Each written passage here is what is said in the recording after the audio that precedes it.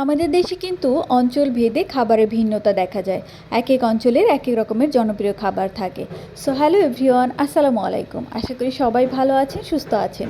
আজকের এই ভিডিওতে আমি শেয়ার করব উত্তরবঙ্গের একটা জনপ্রিয় খাবার, ডিম দিয়ে আলুর ডাল।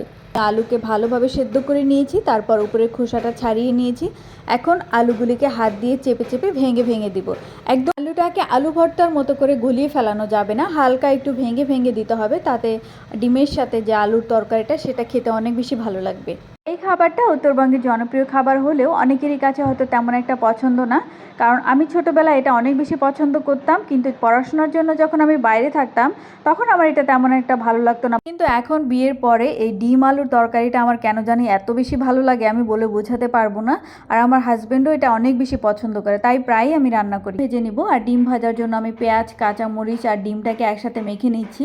অনেকে এই ডালটা আবার ডিম সেদ্ধ করেও রান্না করে, তবে আমার কাছে ডিমটা সেদ্ধ না করে ডিম ভেজে রান্না করলে বেশি। অনেকেই আছে যারা এভরিডে নতুন নতুন রান্না ট্রাই করতে পছন্দ করে, তারা কিন্তু চাইলেই আমাদের এই জনপ্রিয় খাবারটা রান্না করে খেতে পারেন। এখানে ডিমটা ভাজার জন্য আমি পেঁয়াজ, কাঁচামরিচ সাথে ডিমটা ভালোভাবে ফেটে নিচ্ছি, তারপরে আমি কড়াইতে দিয়ে দিব। কিন্তু এমন একটা জিনিস যেটা ছাড়া আমাদের একদিনও চলে না। কোনো কিছু থাকুক বা না থাকুক, যে কোনো বাসায় ডিম কিন্তু অবশ্যই থাকে, কারণ ডিম দিয়ে অনেক রকমের তরকারি বানানো যায়। যেমন ডিমের ভর্তা করা যায়, ডিম একদম ভুনা করা যায়, ডিম দিয়ে যেমন আলুর ডাল আমি রান্না করছি এটাও করতে পারেন। ডিম দিয়ে বানানো সব ধরনের খাবারই আমার অনেক বেশি পছন্দ। তাছাড়া এমনিতেও আমি ডিম প্রত্যেক দিন সকালে খাই।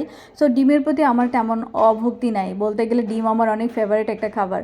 আলুটাকে ভেঙে নেওয়ার পর আমি ডিমটা ভেজে নিয়েছি, তারপর এখানে কাঁচামরিচ, পেঁয়াজটাকে ভেজে এখানে হলুদ গুঁড়া, মরিচের গুঁড়া একটু, তারপর পেঁয়াজ বাটা, রসুন বাটা আর অল্প পরিমাণে একটু আদা বাটা দিয়ে আমি মশলাটা ভালো মতো কষিয়ে নিব। মশলাটাকে এমনভাবে কষাতে হবে যেন মশলার যে একটা কাঁচা ফ্লেভার থাকে সেটা যেন না থাকে।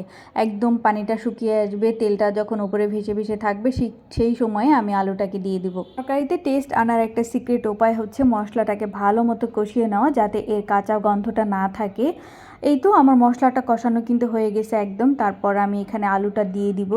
আলুটাকে দিয়ে দেওয়ার পর আমি চুলার আঁচটা একদমই কমিয়ে দিব। তারপর আমি একটু নেড়ে চেড়ে একটু কষিয়ে নিব মশলাটার সাথে। এভাবে আমি 4-5 মিনিটের মতো নাড়বো, যাতে মশলাটা আলুর গায়ে খুব ভালো মতো লেগে যায়।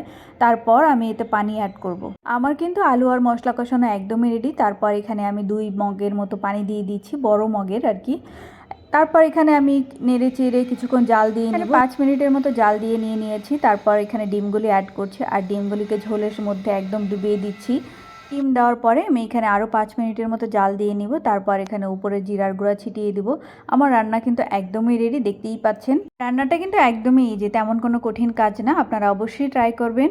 আর আজকের ভিডিও আমার এই পর্যন্তই, দেখা হবে অন্য কোনো ভিডিওতে। সেই পর্যন্ত সবাই ভালো থাকবেন, সুস্থ থাকবেন, আল্লাহ হাফেজ। আর অবশ্যই আমার চ্যানেলটিকে সাবস্ক্রাইব করতে ভুলবেন না, লাইক অ্যান্ড কমেন্টস করবেন।